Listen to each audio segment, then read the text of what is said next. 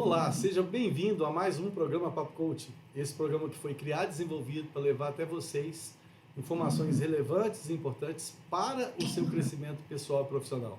Quer dizer, você que tem que fazer tudo. Eu sou o Aldrin Fonseca, mentor de negócios e coach executivo. E já passando para agradecer todo mundo que nos segue aqui pela Rede Fox, pela TV Sete Lagoas e pela TV Jornal da Cidade de Pouso Alegre. Sempre o nosso abraço. E todo mundo que nos segue pelas mídias sociais, @hajacerto. Se você ainda não faz parte, vem logo fazer parte com a gente. E hoje eu estou trazendo, eu posso chamar de um grande amigo, que eu conheci há pouco tempo, mas a gente teve uma afinidade muito grande, um cara excepcional para falar com a gente de liderança. Ricardo, seja bem-vindo para falar aqui com a gente um pouquinho sobre liderança para esse público nosso. Valeu, Aldrin. Prazer demais estar aqui com você, tá?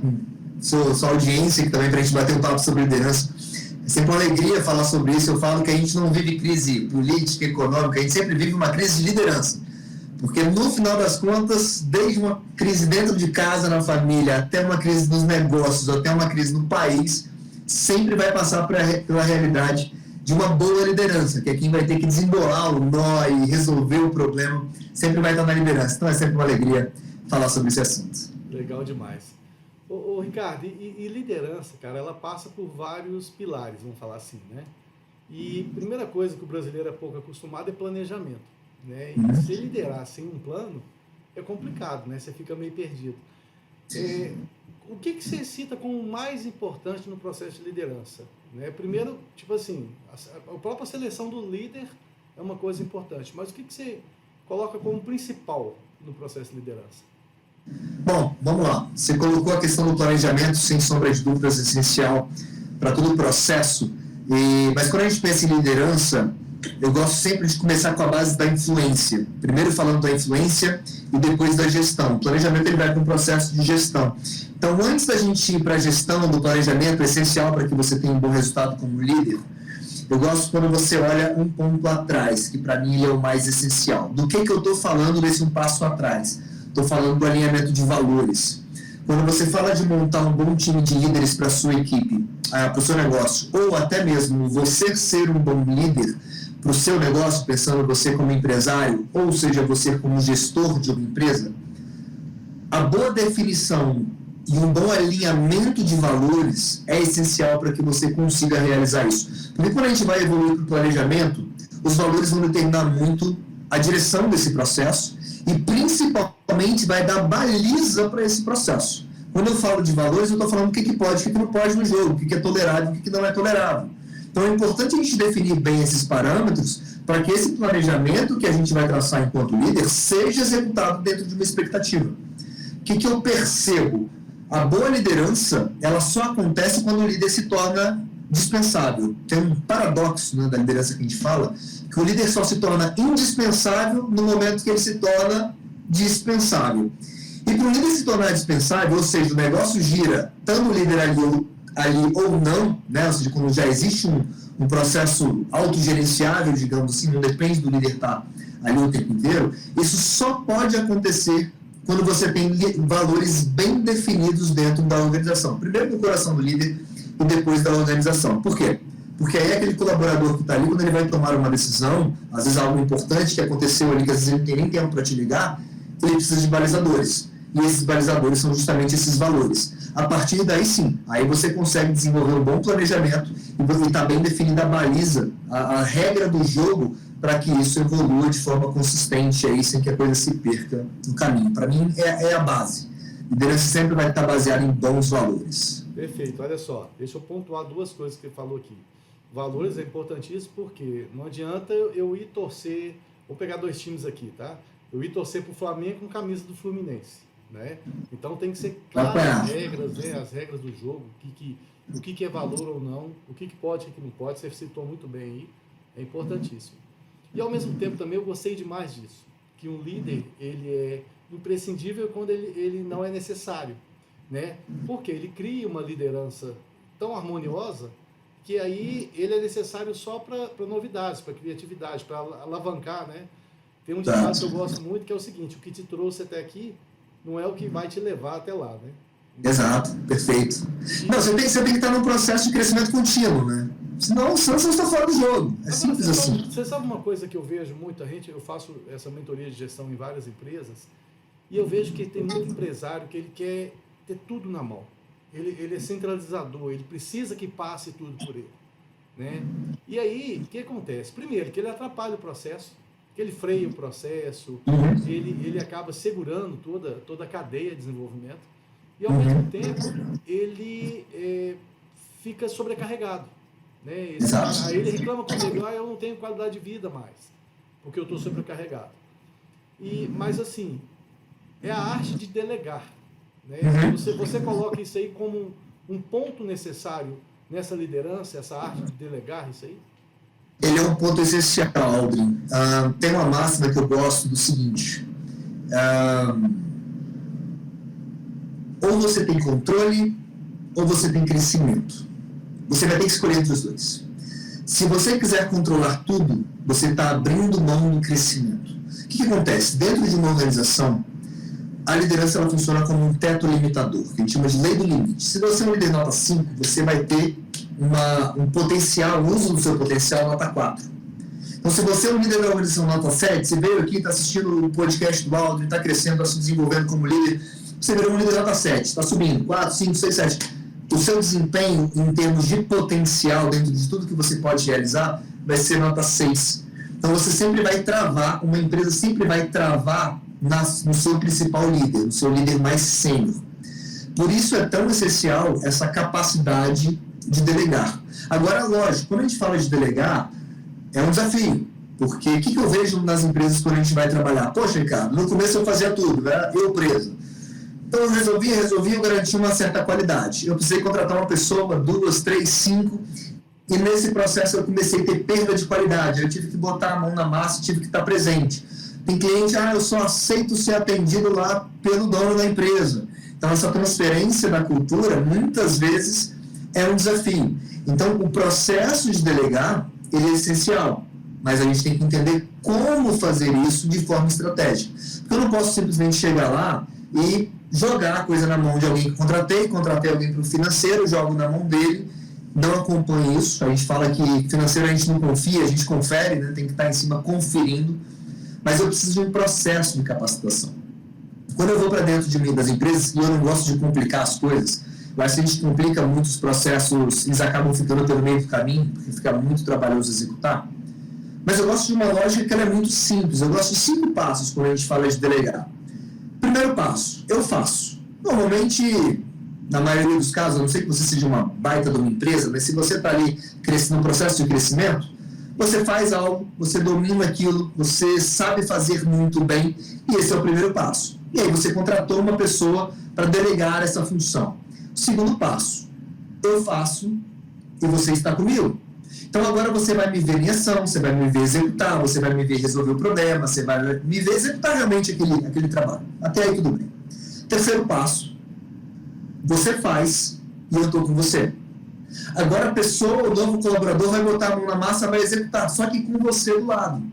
Então você vai fazer aquele ajuste fino, vai tirar as dúvidas, vai aparar as arestas, para que ele realmente consiga fazer aquilo com confiança e com segurança. Deixa eu dar uma pausa aí no seu terceiro passo, porque é o seguinte, um dos grandes detalhes da delegação é justamente o negócio que passa na mão de muito profissional que eu faço mentoria.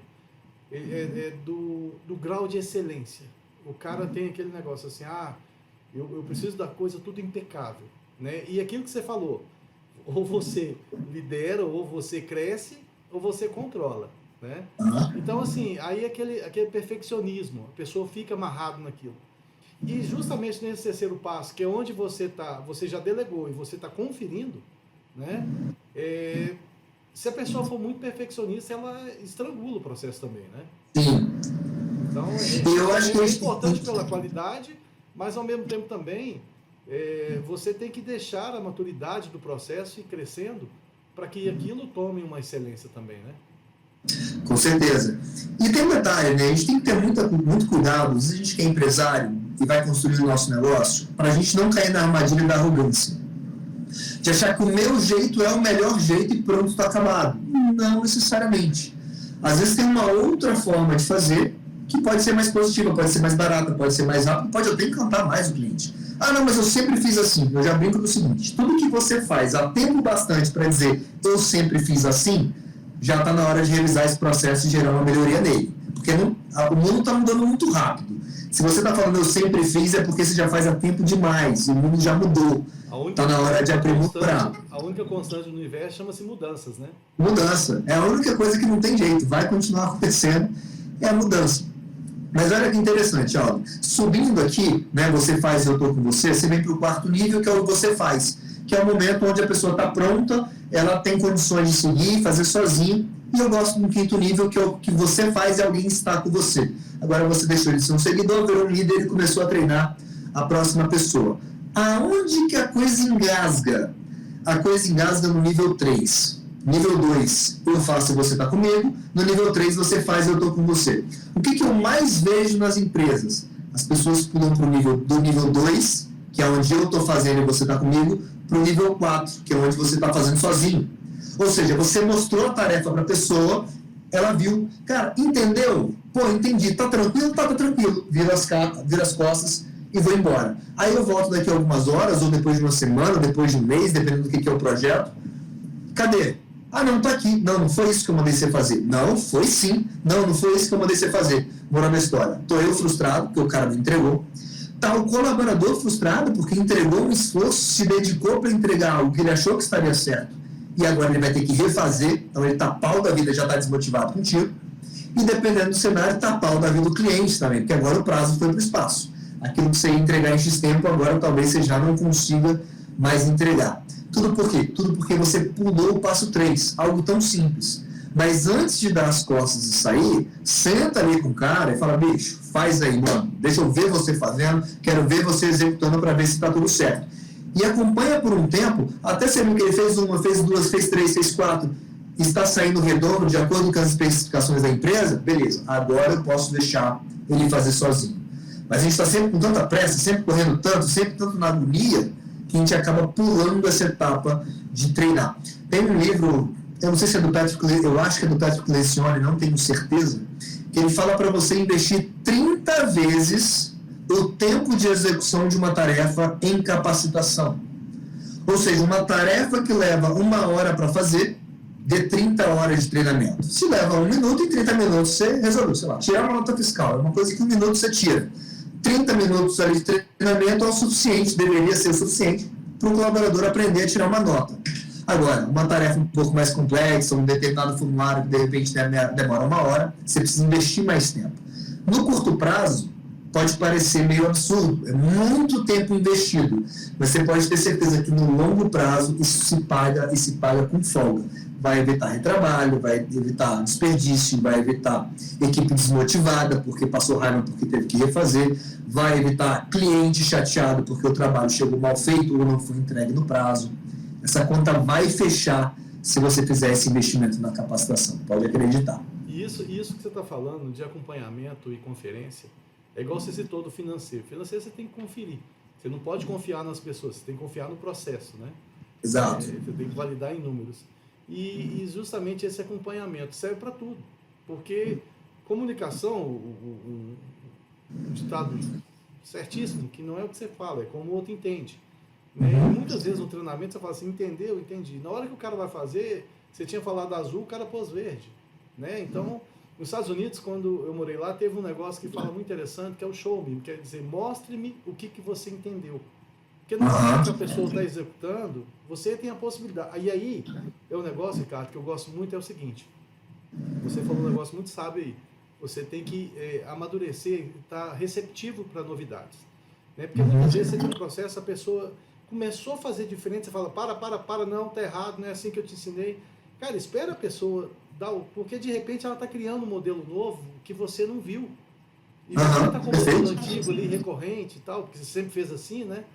Então, assim, começa a ver o processo, é lógico, você não vai deixar o erro acontecer para depois ficar difícil de resolver. Mas tenha atenção de ver o que está acontecendo ali, porque de repente você está criando uma pessoa que você acabou de treinar, que está criando um método novo para a sua empresa, que vai dar mais agilidade, mais velocidade nos processos, tudo isso. E isso é fantástico que você citou aí. E mesmo o fracasso, Aldo, quando a gente pensa às vezes num processo que já está estabelecido, que já tem um modelo de entrega, eu até entendo isso ser um pouco mais engessado.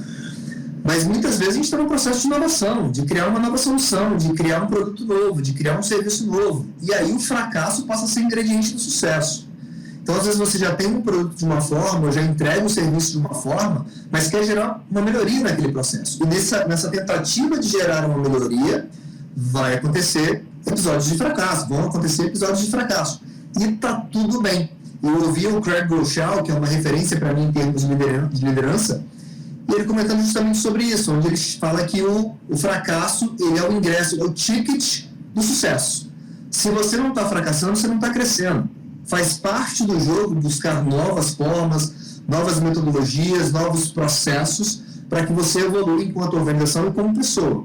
E nesse processo você vai quebrar a cara algumas vezes. Isso não tem para onde fugir. Se você não tem resiliência para aguentar o fracasso, a pancada do fracasso, você vai estar fora do mercado muito rápido. Porque aquilo que você funciona hoje, que faz a conta fechar hoje, amanhã não vai fechar. Ou às vezes até funciona. Mas o que eu percebo? Aquilo que você faz hoje e que funciona e que sua conta fecha, se você repete amanhã, o seu concorrente mudou, o seu concorrente aprimorou. O custo operacional do seu cliente talvez tenha reduzido porque ele fez uma melhoria de processo. O custo operacional dele baixou, ele se tornou mais competitivo, ele te derrubou. Você está fazendo do mesmo jeito que sempre funcionou e funciona, só que deixou de ser competitivo. E aí você perdeu um lugar no mercado, daqui a pouco seu market share está indo para o espaço. Então precisa ter essa consciência que a gente tem que estar em processo de inovação constante. Às vezes quando a gente pensa em inovação, está pensando muito em chat GPT, inteligência artificial e tecnologia. Mas não, inovação não é uma ideia nova.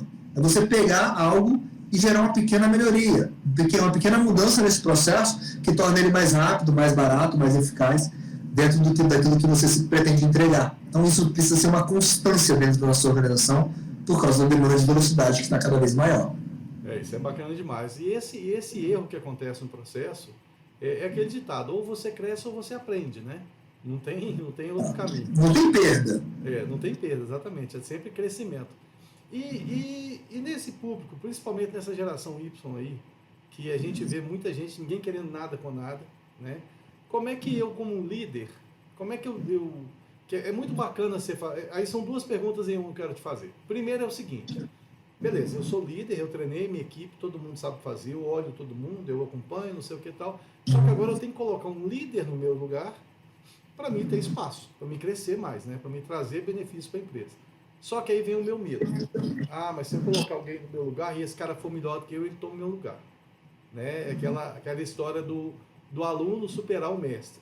Eu sempre brinco que é o seguinte, existe sim o aluno que supera o mestre, que ele é um gênio e o mestre não é um gênio, o aluno vai superar o mestre, né?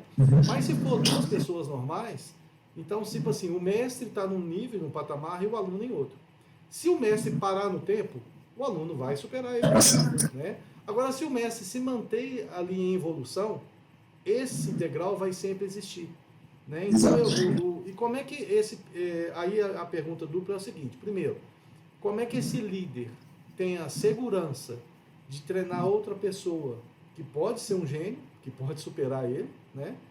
E ele não tenha medo disso, e ao mesmo tempo, como é que eu crio esse personagem para ser um outro líder com essa geração complicada que está aí, que, como diz o outro, eles querem emprego, mas não querem trabalho, né?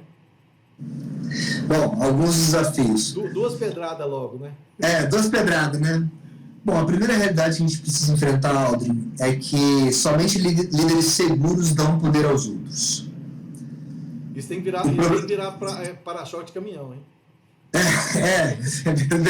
Cabe no para-choque essa aí. Porque a realidade é essa. Quando você tem essa dificuldade de dar poder aos outros, de colocar um líder, isso diz mais respeito ao seu caráter, aos seus valores, aos seus traumas, à sua formação, do que a sua competência como gestor, tecnicamente falando. Então, é um trabalho muito mais de autoconhecimento. Poxa, por que você tem tanta insegurança? O que aconteceu aí que te traumatizou nesse sentido? Né? Precisa fazer um trabalho de autoanálise, de autoconhecimento, para você desbloquear isso. Porque o que acontece? A insegurança, normalmente, nessa hora, ela vem por uma questão mais técnica. Poxa, o cara vai ficar melhor do que eu tecnicamente. Só que o que acontece? A sua função como líder não é mais produzir resultado. Enquanto você estava no operacional, seu trabalho era entregar um resultado. Quando você virou um líder, seu trabalho não é mais produzir resultado. O seu trabalho é cuidar de pessoas que vão produzir resultado. É uma outra chave, é uma outra percepção. Então, empresa nenhuma, se a gente está olhando aí para um líder intermediário, sei lá, um gerente que está promovendo um supervisor, que aí existe esse risco, né? Diferente do empresário, que ele não vai perder o lugar para o funcionário, mas um gerente que promover um supervisor, o seu trabalho é realmente cuidar de supervisores de equipe. Não é mais produzir melhor. E está tudo bem se ele for um supervisor muito melhor do que você. Porque o jogo é outro, a competência é outra. As competências que fazem, por exemplo, um cara ser um excelente vendedor, não são as competências que fazem ele ser um excelente supervisor de vendas. São competências diferentes. Assim como um gerente comercial tem outras competências que o supervisor não tem. Então, o fato de ele ficar muito bom tecnicamente, você desenvolver isso nele, não é o que vai te ameaçar. Então, fica tranquilo nesse sentido. Agora, entenda que, beleza, eu sou um gerente, e sou um bom gerente. Eu preciso entender agora quais são as competências de diretor. Eu preciso começar a me tornar um diretor para que um dia essa oportunidade chegue.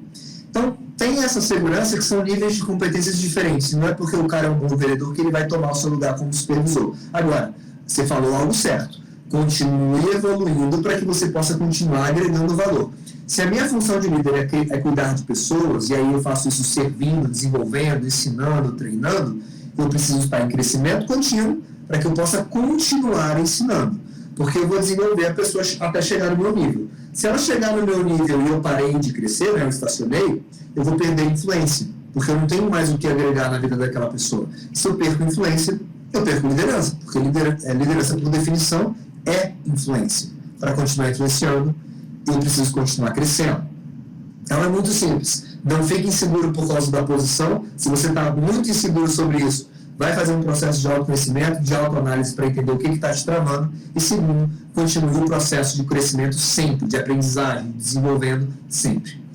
Essa tranquila. Vamos para o segundo problema, que é bem mais complexo, que é o que a gente tem da nova geração. Essa geração mais nova, a geração Z, que já está aí e dando muito problema.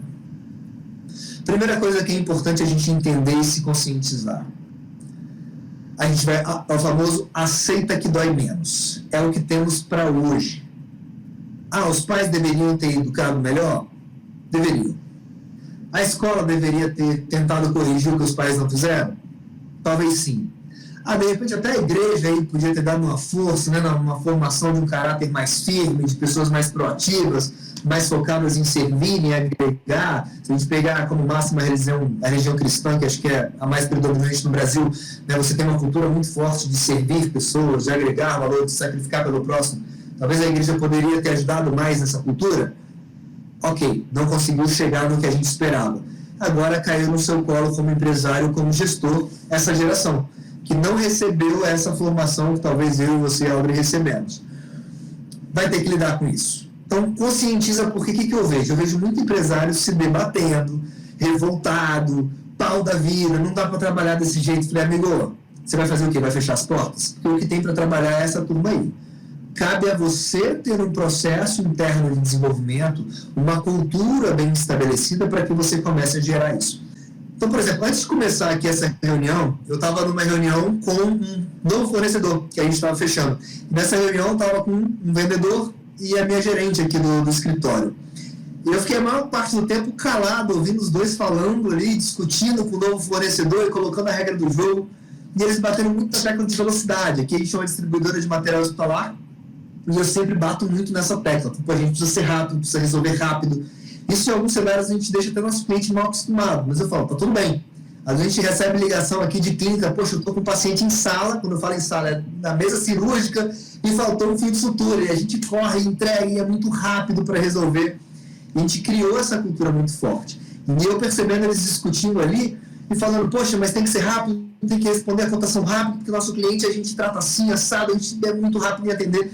Falei, olha que legal, a cultura de velocidade no atendimento ao cliente está muito enraizado neles. Eu achei isso fantástico em ver eles colocando em prática aquilo que eu tanto martelo na cultura da empresa. Em muitos aspectos, até às vezes a gente vê a própria que, poxa, mas precisa ser tanto assim. Eu falei, olha, Eu prefiro ter um cliente acomodado comigo, porque ele sabe que na hora que o bicho pegar, eu vou resolver, do que ter um cliente que está ali muito bem organizado, de repente, mas ele tem tempo para ligar para o concorrente. Eu deixo meu cliente mal acostumado, porque ele sabe que na hora que o bicho pegar, ele liga aqui na metrópole e a gente resolve. A gente é muito rápido para resolver o problema dele. Então a gente criou essa cultura e eu vi ela repassando isso para esse novo fornecedor que quer trabalhar com a gente. Ou seja, a gente criou a cultura. Então, o colaborador da turma mais jovem aí está chegando com uma cultura que muitas vezes não atende a nossa necessidade enquanto empresa. E aí, vai sentar, vai fazer bico, vai chorar? O que você vai fazer? Poxa, você precisa ter um processo para criar essa cultura. Você precisa ter um onboarding que mostra, olha, aqui velocidade é uma prioridade para a gente. Cliente metrópole, por exemplo, que é a minha realidade, cliente metrópole não fica na mão. Ah, ele precisa de um produto que eu não tenho. Cara, eu vou descobrir quem tem, eu vou dizer para ele, vou passar o número, eu vou achar o preço, eu vou resolver para ele, mesmo não sendo o produto que eu trabalho. Mas eu estou criando uma cultura. Se você não tem um processo de formação de cultura na sua empresa, você vai amargar demais com essa geração. Porque eles não estão chegando já com uma cultura de casa, pau na máquina para gerar resultado. E aí? Cabe a você, líder, ter um processo de formação dentro da sua organização. Vai doer? Vai. Vai ter que trocar colaborador algumas vezes? Provavelmente. Mas você vai ter que ser rígido aí nesse processo de formação para você montar realmente um time. E quando você entende isso, e entende um pouco da cabeça dessa geração mais nova, você consegue desenvolver essa lógica. O que eu percebo? Lógico, as gerações mais antigas vinham para trabalhar para quê? Para ter um emprego, ter um salário, pagar as contas, comprar a casa própria, o carro, casar, ter filhos, constituir uma família e ter um certo nível de segurança. A geração mais nova ela funciona num modelo bem diferente. Simon Sinek fala um pouco sobre isso, ele fala sobre o tal do jogo infinito, né? Jogo finito, jogo infinito. E quando ele traz a ideia de jogo infinito, empresas, né, que vão ficar aí, passar a segunda, terceira, quarta, quinta geração e continuam negócios que são perenes, um dos pontos, ao meu ver, conversa muito com essa questão da nova geração. E qual que é? É justamente o primeiro ponto do jogo infinito, que é uma causa justa. Então, qual a causa sua empresa defende? Eu não estou aqui só para ter um salário. Eu estou aqui porque faz sentido para mim defender uma missão. Tem uma visão que eu quero que ela seja alcançada. Ter isso bem comunicado, eu sinto que engaja muito mais essa turma do que simplesmente um salário no final do mês. Ele é capaz de sair de uma empresa para ganhar menos se for algo que brilhe os olhos dele. E para brilhar o olho tem causa. Então, vou usar a Metrópole aqui como exemplo. Eu falei, cara, a gente não está aqui simplesmente para fornecer produto hospitalar, no nosso caso focado para esterilização. Eu estou aqui para levar segurança. Se a minha mãe estiver fazendo uma cirurgia naquele hospital, eu quero ter certeza que aquela esterilização funcionou, que ela não vai pegar uma infecção hospitalar. Então, primeira, a segurança do paciente. Segunda, a segurança da enfermeira, cara, que está ali assinando, dizendo que está estéril aquele processo. Se aquele paciente morre por causa de uma infecção hospitalar em função de esterilização, a responsabilidade é dela. Ela pode, inclusive, ser presa por causa disso se ela furou num processo. Olha quão sério é isso. Depois, a segurança do médico, que está ali na cirurgia, o paciente dele, porque o paciente não confiou na enfermeira, o paciente confiou no médico. Então, é o nome dele que está em jogo quando ele está fazendo uma cirurgia. E, poxa, de repente tem uma infecção ali, porque o material utilizado não estava estéril. E quarto, a segurança do hospital, que vai tomar um processo e pode até, dependendo do cenário, vir à falência, e aí, através disso, um monte de gente na rua perdendo emprego. Olha como é que é sério. É uma sequência, né? É uma sequência de encaixe, né? É uma sequência de encaixe. Então, quando eu vou lá bater na porta de um hospital para oferecer um produto de qualidade, um serviço de qualidade, eu não estou te oferecendo um teste biológico. Eu estou blindando a vida do paciente que vai passar por uma cirurgia, eu estou blindando a carreira do enfermeiro, eu estou blindando o médico, eu estou blindando o hospital, trazendo segurança para eles. Perfeito. A forma de você abordar é outra. Um cara que vem para buscar, para fazer essa defesa da vida, que um dia pode ser a dele, inclusive, que vai estar lá naquele hospital, é completamente diferente de ele chegar e falar, ó, eu vendo produto para esterilização. Pô, é completamente diferente. Para a geração antiga, estava tudo bem. Ó, sua obrigação é chegar aqui, fazer a compra, dar a entrada no fiscal, dar a saída no fiscal, tá tudo bem. Para essa geração agora, não. Dentro da área... São valores diferentes, né, Ricardo? São valores diferentes. Eu conversava com uma pessoa de hotelaria hospitalar, e ela falando, por exemplo, da menina da faxina. E ela falou, se você chegar no hospital hoje e perguntar para a faxineira e falar, cara, qual que é o seu trabalho aqui? Ela fala, eu trabalho salvando vidas. Olha que interessante, da faxina. Porque ela entendeu que quando ela faz uma boa limpeza no hospital, ela combate a infecção hospitalar e isso pode literalmente salvar a vida de um paciente que chegou ali. Essa aí entendeu a visão do negócio em si de forma claríssima. E você sabe uma coisa, Ricardo, que é interessante? A única coisa que você não deve delegar e sim duplicar é a autorresponsabilidade, né? Do negócio em si e tal. Ricardo, olha só, quando o papo é bom, cara, o tempo voa, né? Eu queria que você deixasse aí pra gente como é que o pessoal te acha, suas mídias sociais, o pessoal entrar em contato aí. E a gente tá correndo pro final do programa, cara. Perfeito. Pessoal, quem quiser entrar em contato, conhecer um pouco mais de liderança dentro desse trabalho que eu desenvolvo especificamente de formação de líderes, né? A empresa de material escolar é uma, mas o meu business principal, na verdade, é a parte de treinamento de liderança. Você pode estar no Instagram, @RicardoRestel, ou no LinkedIn, final Ricardo Restel, você também me encontra. Todo dia tem conteúdo novo entrando para você se desenvolver. E se quiser levar treinamento para dentro da sua organização, também vai ser um prazer, eu estou à disposição. Perfeito, meu querido. Mais uma vez, obrigado. Depois nós vamos conversar de novo, porque 30 minutos só é muito pouco para a gente se falar. Conta comigo, vai ser um prazer. Valeu, Ricardo. Gente, Valeu. A gente vai ficando por aqui, finalizando mais esse programa Papo Coach, agradecendo todo mundo que ficou aí com a gente até agora. E se você ainda não está nas nossas mídias sociais, @hajacerto, vem logo. E vai lá e visita o Instagram e o LinkedIn do Ricardo, que tem muito conteúdo interessante, gente. Ricardo, valeu mais uma vez, brigadão, e a gente se vê por aí. Valeu, um abraço. Um abraço. Tchau, gente.